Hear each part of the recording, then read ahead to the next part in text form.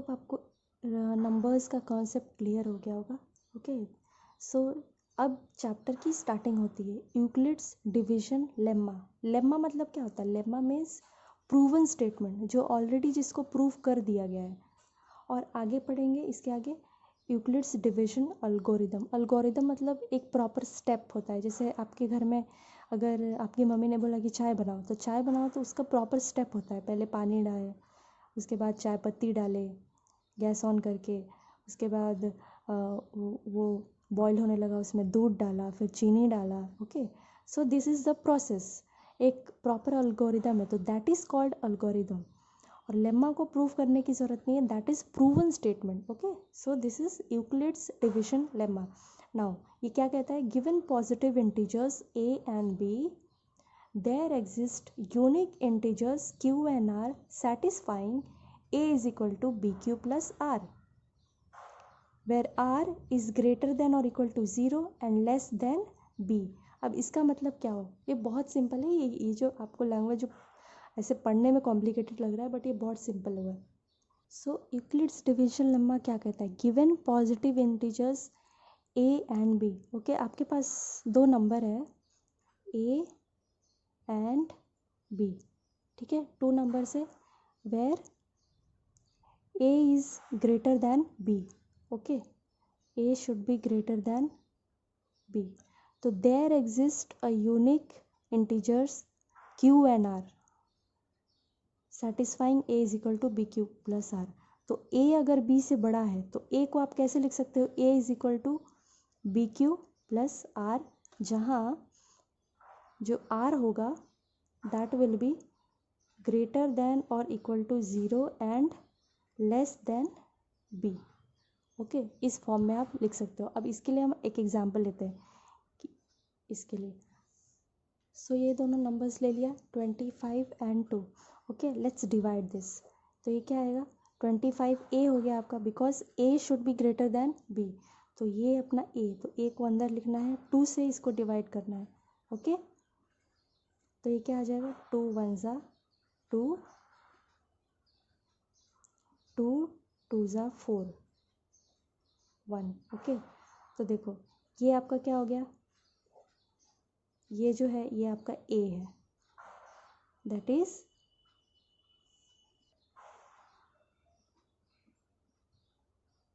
Dividend. Okay, this is reminder, मतलब ये r है। ओके, दिस इज कोशेंट, मतलब ये q है, एंड दिस इज डिवाइजर, मतलब ये b है। तो दिस इज a, जिसको हम डिवाइड कर रहे हैं वो a हो गया, डिविडेंड हो गया। ये रिमाइंडर हो गया r, ये कोशेंट हो गया, और जिससे हम डिवाइड कर रहे हैं वो डिवाइज़र हो गया। ओके, तो ये तो आपने जो छोटे क्लासेस में पढ़ के रखा होगा, इसी को इस फॉर्म में चेंज करके लगा। दैट मीन्स 25 इज a, तो 25 can be written as b Q plus r. तो b क्या है? Divisor, b into q, q is quotient plus 1। Okay, so this is the case.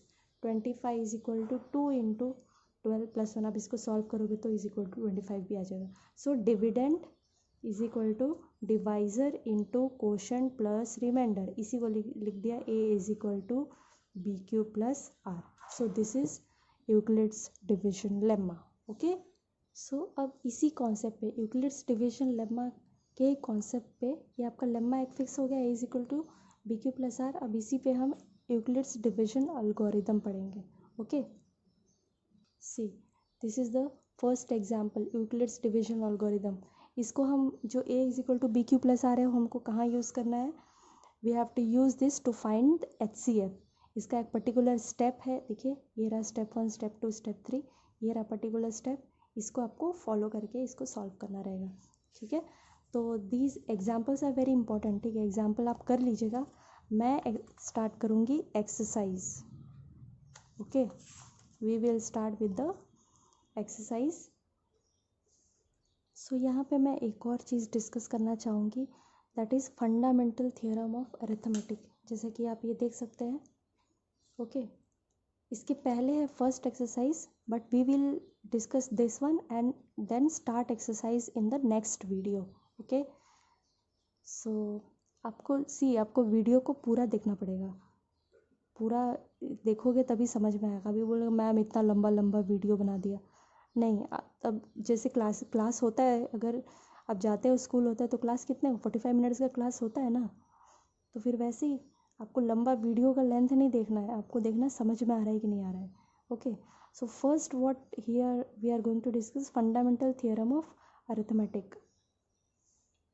सो ये थियरम क्या बोलता है, every composite number can be expressed as a product of primes and this factorization is unique apart from the order in which the prime factor occur। ठीक है, तो ये बोल रहा है। लेट्स सी कि इसका क्या मतलब हुआ।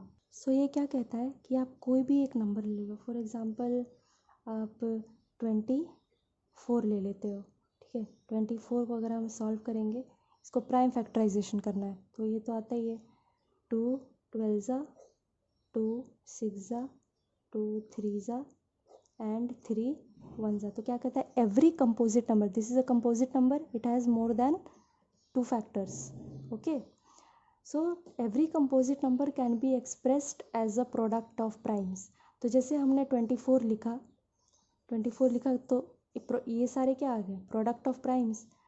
2 इंटू 2 इंटू 2 इंटू 3, ये हो गया ना। इसको आप जब सॉल्व करोगे तो 24 आएगा ना। तो can be any number can be expressed as product of primes and this factorization is unique apart from the order in which prime factor occurs. ठीक है, तो दिस फैक्टराइजेशन इज़ यूनिक, मतलब ये जो फैक्टराइजेशन है वो अब किसी और नंबर के लिए नहीं होगा। तो ये इसको ऐसे भी लिख सकते हैं, इसको ऑर्डर चेंज भी कर सकते हैं, मतलब 3 इंटू 2 इंटू 2 इंटू 2, तो भी करोगे तो क्या आएगा, वही आएगा, सेम यही आएगा, 24 ही मिलेगा आपको इससे भी।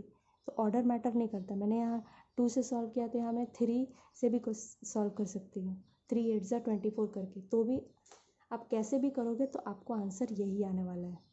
इसका ऑर्डर भले ही वो है, बट इसमें 3 2 आ रहा है, इसमें भी 3 2 3, ओके।